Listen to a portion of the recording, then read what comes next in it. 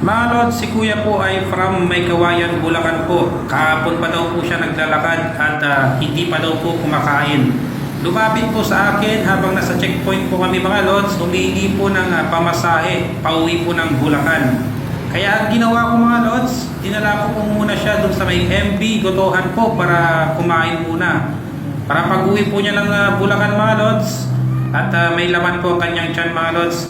Kung meron man po nakakilala kay Kuya mga lods, andito po siya ngayon sa Pamban Tarlac po. Pero ito po, bago po natin binigyan ng pamasahe mga lods, pinakain muna natin si Kuya. Ayan po, ingat po tayo lagi mga lods, and God bless po.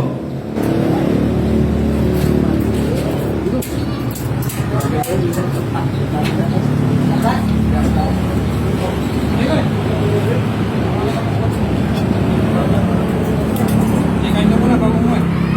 Ha? Wala kita ngayon eh. Ikain muna kami. Ha?